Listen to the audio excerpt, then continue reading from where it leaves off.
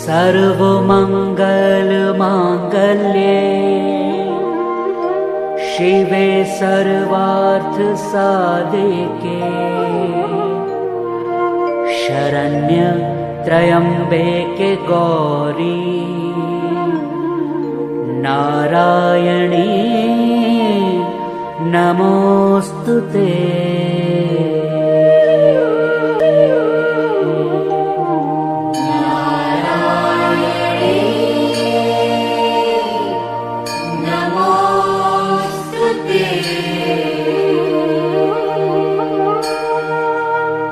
शरणागत दीनार्थ परित्राण परायणे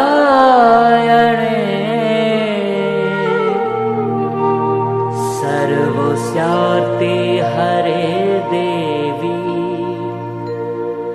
नारायणी नमोस्तुते।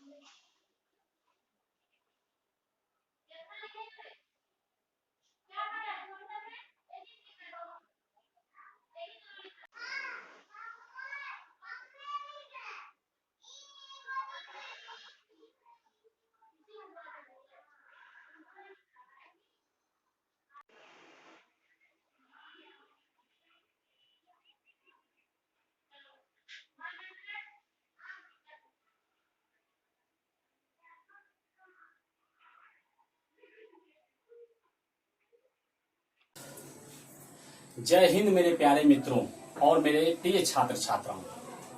आपके बीच मैं आर के पंकज आज एक नए टॉपिक को लेकर उपस्थित हुआ हूं। मित्रों, मैंने पिछले वीडियो में पुरुष और स्त्री में जो इनफर्टिलिटी अर्थात जनन अक्षमता देखने को मिलती है उसके कौन कौन से कारण होते हैं उनके बारे में मैंने आपको डिस्कशन किया था। मैंने आपको बताया था कि आखिर क्या वजह हो सकती है जिसके वजह से स्त्री और पुरुष संतान के सुख से वंचित रह जाते हैं। उनके लिए किन किन बातों पर ध्यान रखना आवश्यक होता है, क्या चीज को हमें त्याग करना चाहिए, अपने जीवन में क्या परिवर्तन करना चाहिए और आवश्यकता अनुसार उसके लिए कौन कौन से ट्रीटमेंट हो सकते हैं, इनके बारे में मैंने पिछले वीडियो में आपको बताया। आज मैं आपको ART और टेस्ट ट्यूब बेबी को लेकर आया हूं। ART का मतलब होता है एडेड या असिस्टेड रिप्रोडक्टिव टेक्निक या एडेड या असिस्टेड रिप्रोडक्टिव टेक्नोलॉजी, जिसे हम लोग सहायक जनन तकनीक अथवा सहायक जनन प्रौद्योगिकी कहते हैं। मैंने लिखा है पुरुष या स्त्री के जनन असक्षमता अर्थात इनफर्टिलिटी के वैसे दोष पुरुष और स्त्री में अगर इनफर्टिलिटी वैसा है जिसको कि दूर करना काफी मुश्किल है या दूर करना संभव नहीं है, तो वैसे कंडीशन में दंपति संतान के सुख से वंचित हैं, लेकिन फिर भी वो संतान प्राप्त करना चाहते हैं और संतान का सुख देने के लिए जिन चिकित्सीय या लैब टेक्निक प्रयोगशाला विधियों का सहारा लेते हैं उन्हें ही उन चिकित्सीय और प्रयोगशाला विधियों को ही हम लोग क्या कहते हैं, ART कहते हैं। मैंने लिखा है पुरुष या स्त्री के जनन असक्षमता अर्थात इनफर्टिलिटी के वैसे दोष जिन्हें दूर कर पाना कठिन या संभव नहीं हो, वैसी स्थिति में निसंतान दंपति को भी संतान का सुख प्रदान करने के लिए जिन चिकित्सीय एवं प्रयोगशाला विधियों का सहारा लिया जाता है उसे ART कहते हैं। इन्हीं विधियों में परख नली शिशु प्रमुख है। मित्रों, आगे मैंने टेस्ट ट्यूब बेबी लिखा है। जब हमारे सामने टेस्ट ट्यूब बेबी अर्थात परख नली शिशु कहा जाता है तो हमारे मस्तिष्क में एक बात क्रौंधती है, एक बात आती है।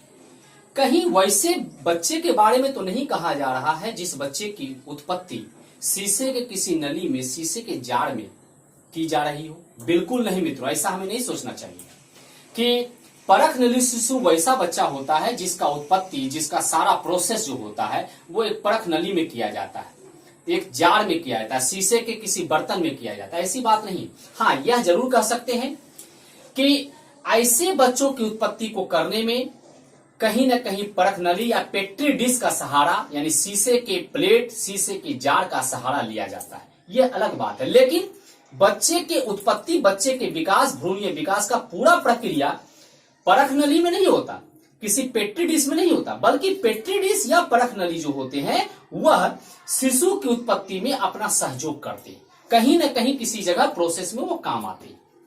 दूसरी बात, टेस्ट ट्यूब बेबी को हम लोग लैब बेबी भी कह सकते हैं। ऐसे इस बात का कहीं जिक्र किताबों में नहीं मिलता, लेकिन इसे लेबोरेटरी मेथड से प्राप्त होने वाले ऐसे बच्चे को हम लैब बेबी अगर कहें तो कोई अतिशयोक्ति नहीं होगी, कोई गलत नहीं होगा, क्योंकि इस बच्चे को उत्पन्न करने के लिए प्रयोगशाला की आवश्यकता पड़ती है।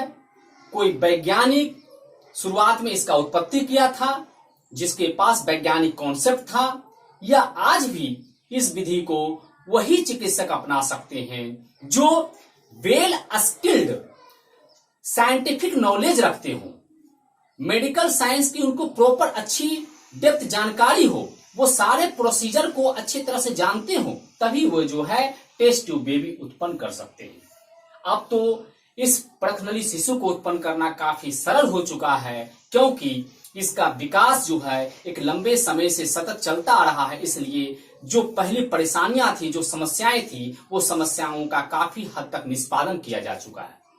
अब मैं आपको ये बतलाऊंगा कि परख नली शिशु का विकास का यात्रा कैसे गुजरा है। आज जिस स्थान पर, जिस स्टेज पर हम मौजूद हैं, इस स्टेज तक पहुंचने के लिए हमें शुरुआत कहां से करनी पड़ी, विश्व ने किस प्रकार से इसके प्रति अपना योगदान अलग अलग स्तरों पर दिया। देखिए, डॉक्टरी विकास की गाथा, पहला स्टार 1959 ईस्वी में इटली के वैज्ञानिक डॉक्टर पेट्रोसी ने प्रथम परख नली शिशु उत्पन्न किया, परंतु यह मात्र 29 दिन तक ही जीवित रहा। बच्चे तो उत्पन्न किए, शिशु तो उत्पन्न किया, लेकिन यह शिशु जो है जीवित नहीं रह पाए। 29 दिनों में यह क्या हो गया, मर गया। दूसरा, 25 जुलाई 1978 में डॉक्टर पेट्रिक स्टेप्टो और डॉक्टर रॉबर्ट एडवर्ड ने इंग्लैंड में एक बच्चे का उत्पन्न किया था, जिसका बच्चे का नाम क्या था, लुइस जॉय ब्राउन। यह कन्या थी। इस कन्या का उत्पत्ति किया, और इस बच्चे के माता पिता कौन थे? इस बच्चे के माता पिता थे लेस्ले और गिलबर्ट ब्राउन। आमतौर पर परख नली शिशु वैसे बच्चों के लिए, वैसे दंपति के लिए तैयार किया जाता है जिसमें दोनों हो, हस्बैंड और वाइफ दोनों हो, तभी वैसे बच्चे को उनको तैयार करके दिया जाता है ताकि वो लालन पालन उसकी अच्छी तरह से देखभाल कर सके। यानी आमतौर पर परख नली शिशु की चाहत निसंतान दंपति करते हैं। लेकिन कुछ ऐसे केसेस भी देखे गए हैं, जैसे कि मैंने कुछ वर्षों पहले किसी पेपर के अंतर्गत पढ़ा था, पेपर में मैंने कहीं पढ़ा था कि हमारे कोलकाता में एक व्यापारी थे, नाम मुझे याद नहीं है, कोलकाता में एक व्यापारी थे।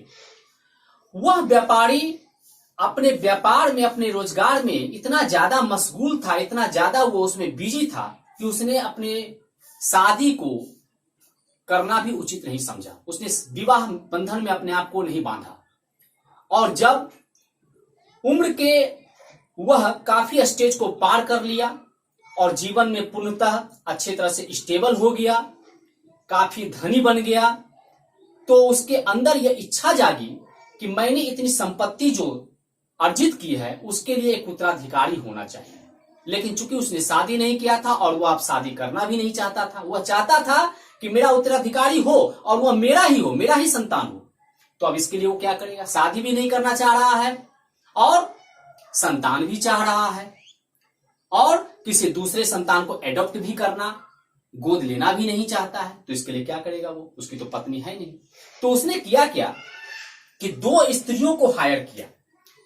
एक स्त्री के ओवम को लिया और दूसरे स्त्री के यूटेरस अर्थात गर्भाशय को लिया।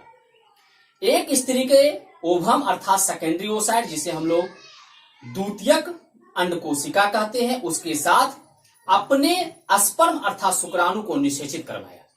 निषेचन की वजह से जो जायगोट बना, उस जायगोट को दूसरी स्त्री के गर्भ में, यूटेरस में इम्प्लांट कर दिया, आरोपित कर दिया। उस स्त्री ने अपने गर्भ में बच्चे को पूर्ण रूप से पाला, विकास किया और समय आने पर 9 महीने के बाद उसे उत्पन्न किया। इसके पीछे कारण क्या था कि उसने 2 स्त्रियों को हायर किया? इसके पीछे कारण यह था ताकि अगर भविष्य में कोई स्त्री उस बच्चे पर अपना दावा ठोके, अपना दावा उस पर दे, तो वह दावा निरर्थक साबित हो, निरस्त हो जाए। क्योंकि वैसे कंडीशन में अगर एक स्त्री कहती है कि मैं बच्चे की मां हूं, तो दूसरी स्त्री कहेगी कि अगर इस स्त्री ने ओवम दिया है तो मैंने इस बच्चे को अपने गर्भ में पाला है। इसलिए लीगल एडवाइजर के सलाह पर उसने 2 स्त्रियों को हायर किया ताकि भविष्य में कोई उलझने, कोई समस्या नहीं रहे, और साथ ही साथ जो लीगल प्रोसीजर होता है उसको भी पालन करते हुए, फॉलो करते हुए उसने अपने संतान को उत्पन्न किया। लेकिन जनरली जब कोई कपल में, कोई एक कपल या दोनों कपल किसी स्टेज पर किसी कारण से संतान उत्पन्न कर पाने में अपने आप को सक्षम पाता है, तो वैसे कंडीशन में कपल जो होते हैं वो टेस्ट ट्यूब बेबी का सहारा लेते हैं, टेस्ट ट्यूब बेबी के द्वारा संतान का सुख प्राप्त करते हैं। अगला देखिए, डॉक्टर सुभाष मुखोपाध्याय के देखरेख में 1978 में कोलकाता में कनुप्रिया अग्रवाल, जो किसी बुक में दुर्गा नाम से भी लिखा हुआ है, कनुप्रिया अग्रवाल या दुर्गा का जन्म हुआ। 1986 में डॉक्टर हिंदुजा तथा वैद्यनाथ चक्रवर्ती के प्रयास से मुंबई के KVM अस्पताल में भारत का द्वितीय परखनली शिशु कुमारी हर्षा का जन्म हुआ। ये सारे जितने भी बच्चे बाद में आए, ये सब बच्चे जीवित रहे और अपने जीवन के सफर को आगे बढ़ाए।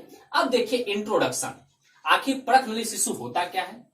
परखनली शिशु की उत्पत्ति एक IVF ET, आप लोग देखेंगे बहुत जगह जो है आपके होर्डिंगर में लिखा हुआ रहेगा कि हमारे पास IVF तकनीक द्वारा निसंतान दंपति को संतान का सुख देने की सुविधा है। तो IVF का मतलब होता क्या है?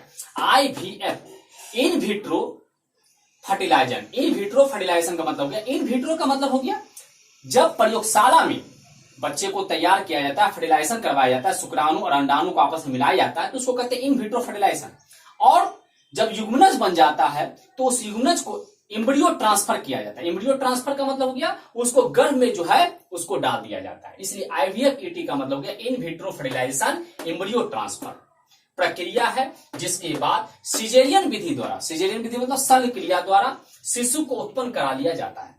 मेल या female infertility, endometriosis, tubal blocking, poor sperm quality इत्यादि के कारण जो दंपति संतान सुख से वंचित रह जाते हैं, उन्हें भी संतान का सुख प्रदान किया जाता है। यदि स्त्री में जनन अक्षमता होती है तो वैसे कंडीशन में सरोगेट मदर, जिसे नर्स मदर, बायोलॉजिकल मदर या जेनेटिक मदर कहते हैं, उसका सहारा लेते हैं। और यदि पुरुष में जनन असक्षमता होती है तो बायोलॉजिकल फादर का मदद लिया जाता है। देखिए इस टर्म को आपको समझना होगा। मान लीजिए कोई एक स्त्री है, उस स्त्री ने ओवम तो दे दिया और उसके हस्बैंड ने अपना क्या कहता है स्पर्म भी दे दिया, तो स्पर्म और ओवम को मिला के निषेचन तो करवा दिया गया। लेकिन डॉक्टर कह रहे हैं कि निषेचन करने के बाद इसकी पत्नी यानी ये स्त्री जो है बच्चे को अपने गर्भ में पालने के लायक नहीं है, क्योंकि इसका गर्भ कमजोर है या इससे माता को या बच्चे को किसी प्रकार का कोई खतरा हो सकता है, कोई दुष्परिणाम, कोई दुष्प्रभाव देखा जा सकता है। तब वो ऐसे कंडीशन में क्या होता है, किसी दूसरी स्त्री को हायर किया जाता है, उस स्त्री के गर्भ को किराए पर या गर्भ को जो है लिया जाता है, जिसमें जब फर्टिलाइज्ड जायगोट तैयार हो जाए तो उस स्त्री के गर्भ में उसको आरोपित कर दे, जहां स्त्री अपने अंदर गर्भ में बच्चे को पाले, उसका न्यूट्रिशन उसको मिले और जब बच्चा पूर्णतः विकसित हो जाए तो बच्चे का जो है डिलीवरी करवा लिया जाए। तो इस प्रकार से जो है, जो ऐसी स्त्री जब अपने गर्भ को देती है तो वैसी महिला को surrogate mother, nurse mother, biological mother या जेनेटिक मदर कहते हैं। देखिए, एक बात तो ये हो गया बायोलॉजिकल मदर। दूसरा, बायोलॉजिकल मदर हम वैसे मदर को भी कह सकते हैं कि मान लीजिए कोई स्त्री है और उस स्त्री ने अंदर यूटेरस पूर्ण रूप से, फैलोपियन ट्यूब पूर्ण रूप से कैपेबल है, बच्चे के उत्पत्ति में जो उसका योगदान होता है वो योगदान को संपन्न करने में, अपने कार्यों को करने में। लेकिन मान लीजिए कि उस स्त्री में ओवम का निर्माण नहीं हो पा रहा, उसके ओवरी में कोई दोष है, तो उसके अंदर सेकेंडरी ओसाइट्स नहीं बन पाएगा, तो किसी दूसरी स्त्री का सेकेंडरी ओसाइट्स लिया जाता है। जब किसी दूसरी स्त्री का सेकेंडरी ओसाइट्स लिया जाता है तो उस स्त्री को हम लोग क्या कहते हैं? बायोलॉजिकल मदर कहते हैं। जनरल वे में बायोलॉजिकल मदर वैसे मदर को कहते हैं जो मदर अपना ओवम, अपना सेकेंडरी ओसाइट्स किसी पुरुष के स्पर्म को निषेचित करने के लिए देती है, उसके लिए बायोलॉजिकल मदर का इस्तेमाल करेंगे या जेनेटिक मदर का इस्तेमाल करेंगे। और अगर कोई स्त्री अपने गर्भ को देती है ताकि उसके गर्भ में जो निषेचित युग्मनज है उसका विकास हो सके, 9 महीने में वह पूर्ण रूप से अपने आप को डेवलप कर सके, तो वैसी स्त्री को हम लोग सरोगेट मदर या नर्स मदर कहेंगे। मैंने एक ही जगह दोनों चीजों को लिख दिया है, surrogate, nurse, biological, genetic mother, लेकिन दोनों चीजें अलग अलग जगह इस्तेमाल होती हैं। सरोगेट मदर या नर्स मदर वैसे मदर को कहते हैं जो गर्भ में पालने के लिए किसी दूसरे, अपने गर्भ में पालने के लिए किसी दूसरे बच्चे को तैयार हो जाती है, उसको हम लोग सरोगेट या नर्स मदर कहते हैं। और बायोलॉजिकल या जेनेटिकल मदर किसको कहते हैं?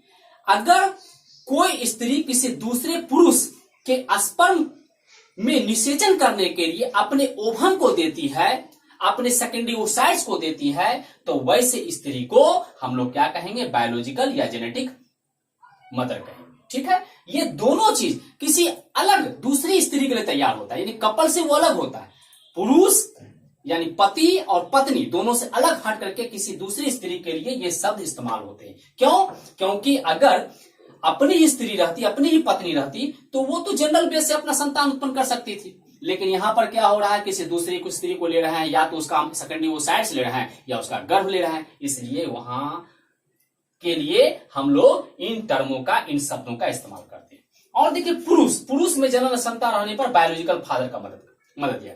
अब बायोलॉजिकल फादर आप उसको कहें, जो पुरुष होते हैं, तो पुरुष का तो काम केवल यही ना होता है कि वो अपने स्पर्म को जो है निषेचन करने के लिए देते हैं, क्योंकि उनका स्पर्म केवल निषेचन के कार्य को करता है। उसके बाद पुरुष के कार्य क्या हो जाते हैं? समाप्त हो जाते हैं। रिप्रोडक्शन की क्रिया में पुरुष का कार्य कहां तक रहता है? पुरुष का कार्य ओवम से, सेकेंडरी ओसाइट से निषेचित होने के लिए अपने स्पर्म को, अपने फर्टाइल, अपने क्या कहता है, मोटाइल स्पर्म को देना होता है। लेकिन अगर कोई पुरुष में स्पर्म का निर्माण ही नहीं हो पा रहा हो, या स्पर्म में किसी प्रकार का कोई दोष हो, स्पर्म कैपेबल नहीं हो, उसमें मोटिलिटी कम हो, यानी किसी न किसी प्रकार से उसका स्पर्म संतान उत्पन्न करने में, निषेचन की क्रिया को करने में पूर्ण रूप से सक्षम नहीं है, तब ऐसे कंडीशन में क्या होगा? पति और पत्नी दोनों हैं, पति संतान के लिए शुक्राणु अपना दे पाने में, या देता भी है तो शुक्राणु जन्म की क्रिया को, निषेचन क्रिया को कर पाने में सक्षम नहीं है, तो वो स्त्री किसी दूसरे पुरुष के स्पर्म से अपने ओवम को क्या करती है? फर्टाइल करवाती, अपने फर्टिलाइज करवाती है, यानी निषेचित करवाती है। तो जब किसी दूसरे पुरुष का स्पर्म को लिया जाता है, तो उस पुरुष के स्पर्म को हम लोग क्या कहते हैं? उस पुरुष को हम लोग क्या कहते हैं? उस पुरुष को हम लोग कहते हैं बायोलॉजिकल फादर। ये आप ध्यान रखिएगा, बायोलॉजिकल फादर किसे कहेंगे? पति को छोड़ के किसी दूसरे पुरुष के शुक्राणु से जब संतान उत्पन्न किया जाता है, तो जिस पुरुष का शुक्राणु हम लेते हैं वह पुरुष कौन हो जाएगा? वह बायोलॉजिकल फादर हो जाएगा। किसके लिए? उस बच्चे के लिए। उस बच्चे के लिए, जो बच्चा जन्म ले रहा है उस बच्चे के लिए बायोलॉजिकल फादर होगा, ना कि पत्नी के लिए बायोलॉजिकल फादर होगा। पत्नी के लिए नहीं होगा बायोलॉजिकल फादर। किसके लिए होगा? जो बच्चा जन्म ले रहा है उस बच्चे का बायोलॉजिकल फादर कौन कहलाएगा? जिसने अपना स्पर्म दिया है। ठीक है, तो ये सारे शब्दों को आप समझ गए होंगे। अब इस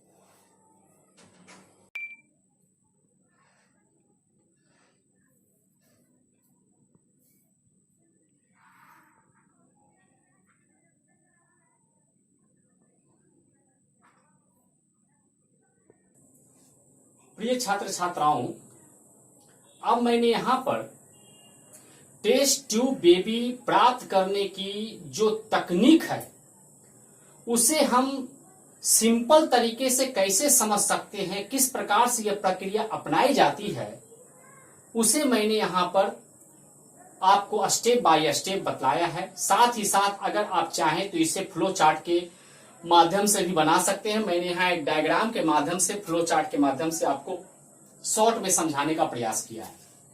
देखिए, मैंने प्रथम नंबर में यहां पर लिखा है, जिस स्त्री से द्वितीयक अंड कोशिका को प्राप्त करना होता है उस स्त्री को सुपर ओवुलेशन अर्थात उससे ज्यादा अंड कोशिका प्राप्त करने के लिए क्लोमोफिन साइट्रेट या गोनेडोट्रोपिक हार्मोन, जिसको हम GnRH गोनेडोट्रोपिक रिलीजिंग हार्मोन देते हैं। यानी एक स्त्री का हम सिलेक्शन करते हैं। ध्यान रखिएगा, इसमें जिस पुरुष का भी टेस्ट ट्यूब बेबी में हम इस्तेमाल कर रहे हैं, टेस्ट ट्यूब बेबी के प्रक्रिया में इनका सहयोग ले रहे हैं, उस स्त्री पुरुष का, चाहे वो स्त्री पुरुष हस्बैंड वाइफ हो, चाहे वो डोनर हो, स्पर्म डोनर हो या ओवम डोनर हो, कोई भी रहे, हम जब इसका इस्तेमाल करेंगे, इसे हम सहयोग में लेंगे, तो ऐसे पुरुष स्त्री को किसी भी प्रकार का एसटीडी अर्थात सेक्सुअल ट्रांसमिटेड डिजीज नहीं रहे। ये बात को ध्यान रखेंगे। इसमें कोई जेनेटिक डिसऑर्डर नहीं रहे, ये कंप्लीट रूप से हेल्दी, स्वस्थ हो। ऐसे ही कपल का, ऐसे ही हम डोनर का, ऐसे ही सरोगेट मदर का हम लोग जो है चयन करते हैं, उसको हम लोग चुनते हैं। इस बात को आप लोग ध्यान रखिएगा। अब जिस स्त्री से हमें ओवम लेना है, चाहे वो स्त्री आपको वाइफ हो या फिर कोई बायोलॉजिकल मदर हो। बायोलॉजिकल मदर किसे कहते हैं, मैंने आपको बतलाया है। जब कोई स्त्री, कोई पत्नी अपने ओवम को तैयार कर पाने में, अपना स्वस्थ ओवम दे पाने में असक्षम होती है, लेकिन वह गर्भ धारण करने के लायक होती है, तो क्या किया जाता है, किसी एक ऐसी स्त्री का चुनाव किया जाता है जिस स्त्री से हम लोग ओवम लेते हैं। तो उस जो स्त्री अपना ओवम देती है, जो उस कपल से अलग है, उस स्त्री को क्या कहते हैं, बायोलॉजिकल डोनर कहते हैं, बायोलॉजिकल मदर कहते हैं। तो हम जिस स्त्री का भी सेकेंडरी ओसाइट्स लेना रहेगा, उस स्त्री को हम लोग क्या करेंगे, उसे हम लोग क्लोमोफिन साइट्रेट या गोनेडोट्रोपिक रिलीजिंग हार्मोन उसे देंगे। ये केमिकल देने से क्या होता है, उसमें सुपर ओवुलेशन की क्षमता आ जाती है, यानी वो ज्यादा से ज्यादा जो है ओवम का निर्माण करने लग जाता है, ज्यादा से ज्यादा सेकेंडरी ओसाइट्स वो रिलीज करने लगता है। अब सेकेंड स्टेप में लगभग 36 घंटे बाद एब्डोमिनल लेप्रोस्कोपी या वेजाइनल सोनोग्राफी द्वारा उन अंडों को, सेकेंडरी ओसाइट्स को हम लोग क्या कर लेते हैं, प्राप्त करके उसका सुधार कर लेते हैं। सुधार और मरम्मत किए गए स्वस्थ परिपक्व अंड कोशिका को एसेप्टिव न्यूट्रिटिव कल्चर विधि से पेट्री डिश या टेस्ट ट्यूब में लेकर 4 से 6 घंटे के लिए छोड़ देते हैं। यानी जिस अंडाणु को, जिस सेकेंडरी ओसाइट्स को प्राप्त करते हैं, जो स्वस्थ होता है, उसे क्या करते हैं, उसे जो है एक कल्चर माध्यम में लिया जाता है, जहां पर कि पोषक तत्व रहते हैं और उसके निषेचन के लिए या आगे के प्रोसेस को संपन्न करने के लिए जो दशाएं चाहिए, जो अनुकूलताएं चाहिए, वो सारी अनुकूलताएं उपलब्ध रहती हैं। उन सारी अनुकूलताओं, पोषक तत्वों की उपस्थिति में हम उस स्वस्थ परिपक्व अंड कोशिका को किसी पेट्री डिश या टेस्ट ट्यूब में लेकर 4 से 6 घंटे के लिए छोड़ देते हैं। फिर क्या करते हैं, एक पुरुष के हेल्दी स्पर्म को लेते हैं और उस स्त्री का ओसाइट, जिसको हम छोड़ दिए, ओसाइट को प्रयोगशाला में निषेचित कर लेते हैं। जब प्रयोगशाला में निषेचित करते हैं तो उसे हम बोलते हैं इन विट्रो फर्टिलाइजेशन। और फर्टिलाइजेशन करवाने के बाद 72 घंटे के लिए उसे इंक्यूबेटर में हम रख देते हैं, ताकि वह क्या कर सके, निषेचन होने के बाद जब उसमें आपको एम्ब्रियोनिक डेवलपमेंट होगा तो वह बार बार क्लीवेज करेगा, बार बार जो है उसका जो निषेचित युग्मनज है वह युग्मनज विभाजन करके बहुत सारे ब्लास्टोमियर का निर्माण करेगा। ठीक है, जब वह 8 सेल मोडुला यानी 8 सेल का ब्लास्टोमियर जब हो जाता है तो उसे हम लोग क्या कहते हैं, मोडुला स्टेज कहते हैं। जब मोडुला स्टेज में 8 कोष के ब्लास्टोमियर जब बन जाता है तो उसे अंडवाहिनी नली अर्थात फैलोपियन ट्यूब में हम डाल देते हैं। जिस स्त्री को गर्भ धारण करवाना है, चाहे वो स्त्री पत्नी हो या कोई सरोगेट मदर हो, उसमें हम क्या करेंगे, उसके अंडवाहिनी नली में 8 कोशिकीय ब्लास्टोमियर अर्थात मोरुला को अंडवाहिनी नली फैलोपियन ट्यूब ओविडक्ट में डाल देते हैं। और अगर यह कोशिका की संख्या बढ़ जाती है, 8 से ज्यादा हो जाती है, जनरली 32 कोशिकीय ब्लास्टोमियर बन जाता है, ब्लास्टोसाइट्स बन जाता है, तब क्या करते हैं, स्त्री के इंडोमेट्रियम में यानी गर्भाशय के इंडोमेट्रियम में हम उसको आरोपित कर देते हैं। गर्भ आरोपित एडॉप्ट मदर को 14 दिनों तक दिन में 3 बार 100 mg प्रोजेस्टेरोन की खुराक दी जाती है। प्रोजेस्टेरोन की खुराक इसलिए दी जाती है ताकि उसके अंदर जो एम्ब्रियोनिक डेवलपमेंट हो वह एम्ब्रियोनिक डेवलपमेंट अच्छे ढंग से हो पाए, इसलिए उसको दिन में 3 बार 100 mg प्रोजेस्टेरोन का 14 दिनों तक उसको खुराक दिया जाता है। इस तरह से उसके अंदर आपको एम्ब्रियोनिक डेवलपमेंट चलता है, बच्चे का पूर्ण रूप से विकास हो जाता है और लगभग 265 दिनों के बाद सिजेरियन सर्जरी द्वारा शिशु को गर्भाशय से बाहर निकाल लेते हैं, यानी उसको जन्म करवा लेते हैं। अब देखिए मैंने क्या किया है, किसी स्त्री के अंदर अंडाशय है, उसको GnRH हम दे करके उसको स्टिमुलेट किए ताकि ज्यादा वो ओवुलेशन कर सके, अंडाणु का निर्माण कर सके। अब उसमें से किसी एक अंडाणु को हमने सेकेंडरी ओसाइट्स को हमने ले लिया और किसी पुरुष के स्पर्म को ले लिया जो स्वस्थ स्पर्म है, दोनों को किसी पेट्री डिश में लेकर के हम शुक्राणु और द्वितीयक अंडकोशिका को निषेचित करवा लिए, यानी पेनिट्रेट या फर्टिलाइजेशन करवा लिए। और जब फर्टिलाइज्ड वो जायगोट बदल गया तो उसको क्या किया, उसको हमने टेस्ट ट्यूब में डाल दिया। टेस्ट ट्यूब में डालने के बाद एक न्यूट्रिशन दिए, न्यूट्रिशन देने के बाद उसको हम इंक्यूबेटर, इसे हम लोग क्या कहते हैं, इंक्यूबेटर के अंदर उसको डाल देते हैं। डालने के बाद उसको 72 घंटे के लिए 3 दिनों के लिए छोड़ देते हैं। 3 दिन के बाद जब यह जो है विकसित हो जाता है, यानी इसमें ब्लास्टोमेयर का निर्माण हो जाता है, यह मोरुला या ब्लास्टोसिस्ट में बदल जाता है, तो इसे क्या करते हैं, इसे जो है या तो अंडवाहिनी नली में डाल देते हैं या स्त्री के गर्भाशय में हम डाल देते हैं। जब ये गर्भाशय में विकसित हो जाता है तो उसके बाद अंडवाहिनी नली में डालने के बाद भी अंततोगत्वा वह गर्भाशय में पहुंचता ही पहुंचता है। 8 कोश की अवस्था में सर्वप्रथम अंडवाहिनी नली में डालते हैं, जहां से वह स्वतः गर्भाशय में पहुंच जाता है। लेकिन अगर वह 32 कोशिका में बदल गया तो अंडवाहिनी नली में ओविडक्ट में डालने की आवश्यकता नहीं रहती है, उसे डायरेक्ट हमें कहां डालना पड़ता है, गर्भाशय के इंडोमेट्रियम में डालना पड़ता है। यानी बच्चे का जब भी परिवर्धन होगा, बच्चे का जब भी भ्रूणीय विकास होगा तो वह भ्रूणीय विकास आपको गर्भाशय के अंदर ही होगा। तो इसलिए अंडवाहिनी नली में डाले या गर्भाशय में डाले, बच्चे का विकास जब हो जाता है तो उसके बाद उस बच्चे को सिजेरियन विधि द्वारा प्राप्त कर लेते हैं। ये फ्लो चार्ट के माध्यम से मैंने आपको दिखलाया है। अब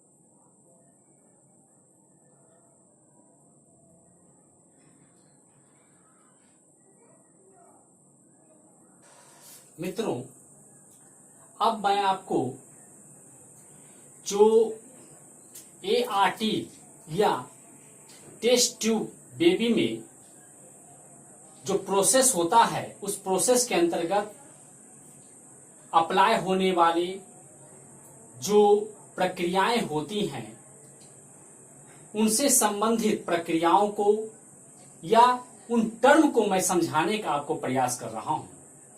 मैंने यहां टाइप्स ऑफ एम्ब्रियो ट्रांसफर लिखा है, जिसमें पहला number ZIFT, zygote intrafallopian tube transfer, अर्थात 8 कोशिकीय ब्लास्टोमियर को मोरुला स्टेज में अंडवाहिनी नली अर्थात फैलोपियन ट्यूब या ओविडक्ट में आरोपित करते हैं, जहां यह विदलन अर्थात क्लीवेज करते हुए अंततः गर्भाशय में ही पहुंचता है। यानी जब अंडवाहिनी नली में जाता है तो उसे ZIFT कहते हैं। IUT इंट्रा यूटेरिन ट्रांसफर, 8 से अधिक ब्लास्टोमियर अधिकतम 32 कोशिकीय भ्रूण को गर्भाशय के एंडोमेट्रियम में आरोपित करते हैं, जहां यह भ्रूणीय विकास एम्ब्रियोनिक डेवलपमेंट करता है। ZIFT और यहां है GIFT, गैमिट इंट्राफैलोपियन ट्रांसफर, जब स्त्री के अंडवाहिनी का फिमड़ी हम जानते हैं कि अंडवाहिनी ओविडक्ट या फैलोपियन ट्यूब में जो पोर्शन होते हैं, सबसे पहले फिमड़ी अंगुली समान प्रोजेक्शन होता है, फिंगर लाइक प्रोजेक्शन होता है, फिर इम्फंडिबुलम होते हैं, फिर एम्पुला होता है, उसके बाद इस्थमस होते हैं। ये सारे क्या होते हैं? ये सारे जो है फैलोपियन ट्यूब के पार्ट्स होते हैं।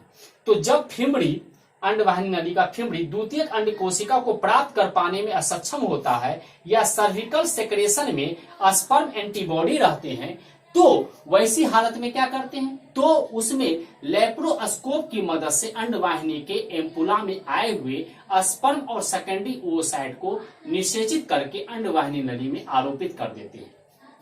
नेक्स्ट ICSI, जिसका full form intracytoplasmic sperm injection होता है।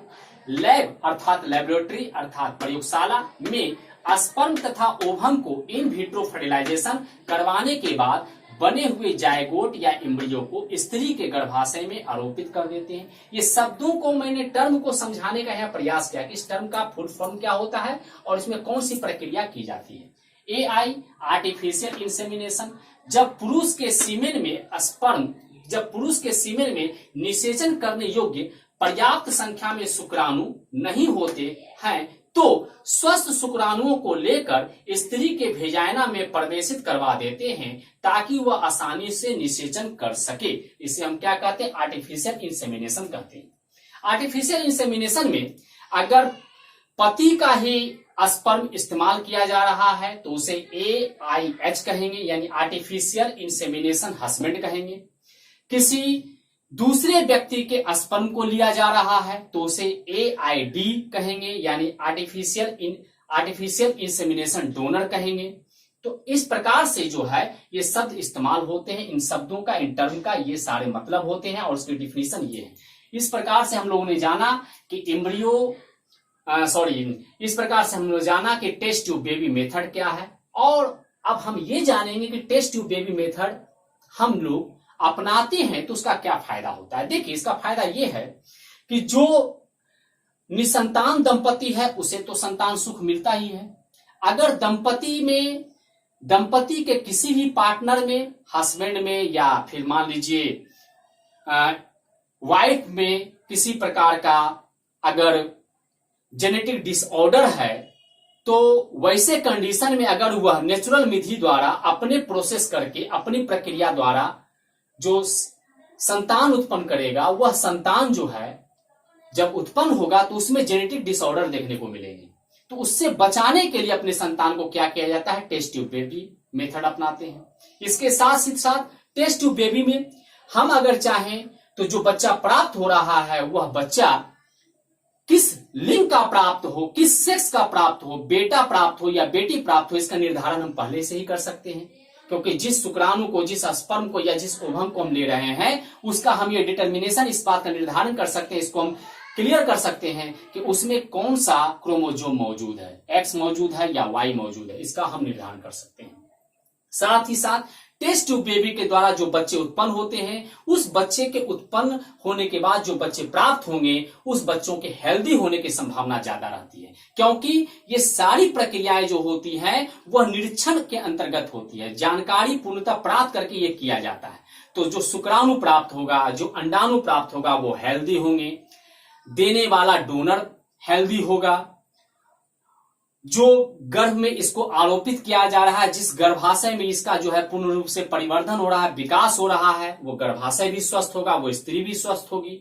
इस प्रकार से जो संतान उत्पन्न होंगे वह संतान भी पूर्ण रूप से योग्य होंगे, सक्षम होंगे, उनकी गुणवत्ता अधिक से अधिक बेहतर होगी। इन सारी चीजों का हमें पहले से पता रहता है, इसलिए टेस्ट ट्यूब बेबी का ये एडवांटेज है। लेकिन टेस्ट ट्यूब बेबी के डिसएडवांटेज भी हमें देखने को मिल सकते हैं। इससे क्या होगा कि आपको एक ही लिंग को बढ़ावा मिल सकता है।